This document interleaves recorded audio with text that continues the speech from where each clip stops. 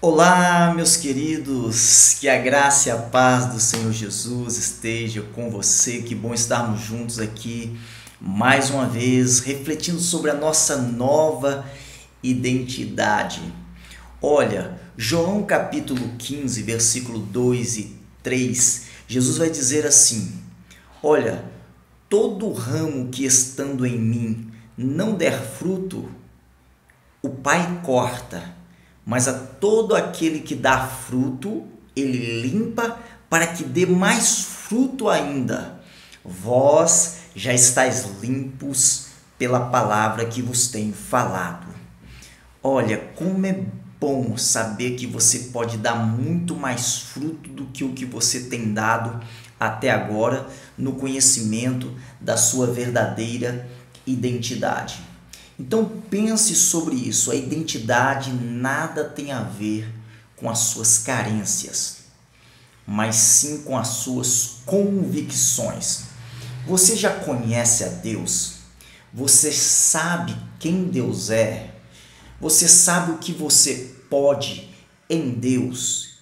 Isso é muito importante se você quer viver em intensidade e também constância o propósito para o qual ele te criou. A sua convicção ela está na sua identidade, gerando em você encorajamento. Toda pessoa que flui na nova identidade, ela conhece o propósito e ela começa a exercer a sua missão de uma maneira eficaz. Só que a sua expectativa está nas suas carências, gerando frustração. Então eu vou repetir novamente. Olha, a sua convicção está na sua identidade, gerando encorajamento, mas as suas expectativas estão nas suas carências, gerando frustração. Isso tem mais a ver com a velha identidade. Hoje você já tem uma nova identidade em Cristo. Você sabe quem Deus é e você precisa se autoconhecer. Então, esse texto que eu acabei de ler de João 15, versículo 2 e 3, mostra que a palavra de Deus na sua vida ela tem um propósito de te limpar, de te lavar.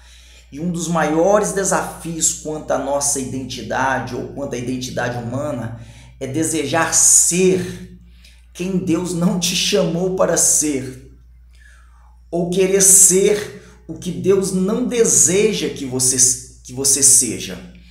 É mais ou menos isso. Quem não sabe qual é a sua identidade, quem não sabe quem é, ele vive de projeção e compensação. Ele queria ser igual fulano de tal, ele queria ser igual o outro.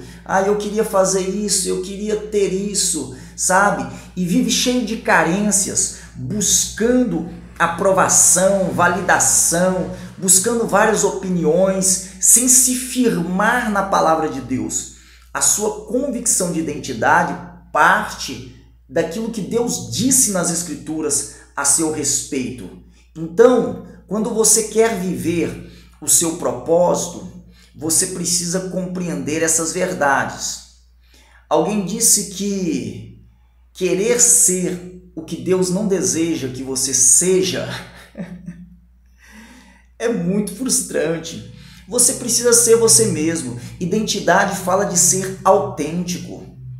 Sabe, você não precisa usar máscaras. Você não precisa agir com hipocrisia nem com cinismo.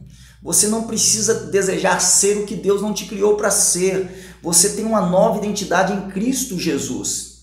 E é exatamente o pecado do homem que o faz questionar a soberania de Deus. Deus é soberano e Ele fez-nos todos diferentes uns dos outros. E cada um deve descobrir o propósito para o qual foi criado. Então se firmar na sua identidade. E não existe nada mais adâmico do que a rejeição daquilo que nós somos, ou a rejeição em ser quem Deus nos criou para ser. Essa é uma frase de Jonas Madureira. Não existe princípio da queda, sabe? Foi o pecado, a distorção da identidade mais forte na vida de uma pessoa do que a negação da sua verdadeira identidade para a qual Deus o criou, ou seja, quem você realmente é. Então nós podemos trazer aqui alguns exemplos de distorção.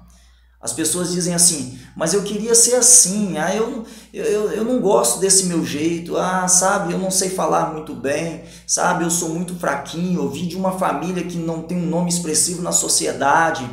E tudo isso aí são desculpas ou justificativas para não viver o propósito para o qual Deus criou em plenitude. Você não nasceu por acaso. As pessoas tentarem ser o que outras pessoas querem que elas sejam, isso aí é muito frustrante.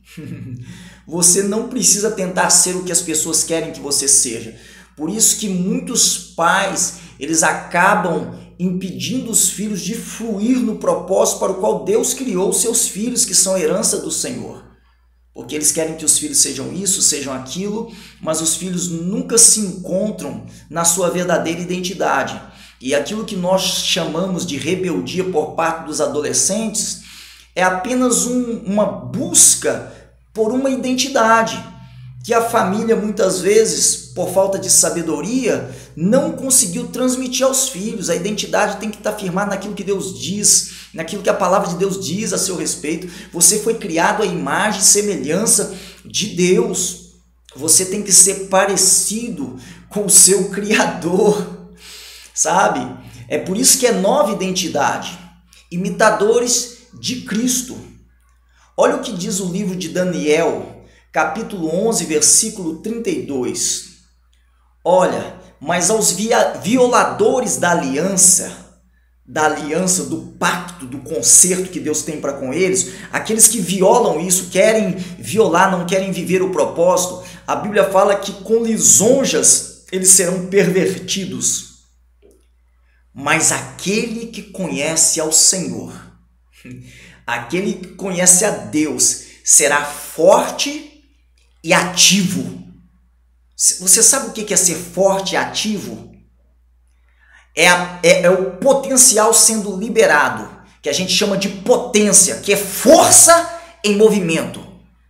Algumas traduções de Daniel 11:32 diz assim, olha, mas o povo que conhece o seu Deus será forte e fará proezas. Você sabe o que é uma proeza aqui nesse contexto?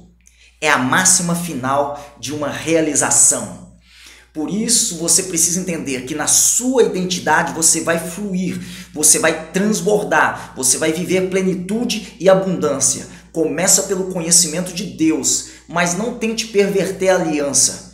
Não tente perverter o propósito para o qual Deus te criou. Não tente inventar moda. Creia no que a palavra de Deus diz a seu respeito a partir de Cristo Jesus, a partir da cruz e da ressurreição, e você viverá o seu propósito e viverá cada dia mais a sua identidade. Então a frase para você guardar hoje é: quem vive por carências também está cheio de frustração, porque vive de expectativas. Expectativas do que os outros vão dizer, do que os outros vão falar, sempre expectativas. Sabe? Uma falta de amor próprio e uma carência de receber amor. Agora, quem tem a sua identidade firmada em Cristo, ele vive de convicção. E quem vive de convicção, certamente ele aceita a soberania de Deus e é forte e ativo. Ele é encorajado a viver cada dia mais e dar cada vez mais o quê? Fruto. Porque a palavra de Deus vem para te limpar. E quando ela te limpa, você vai dar mais fruto. Você já está limpo pela palavra, mas ela quer fazer você frutificar mais e mais.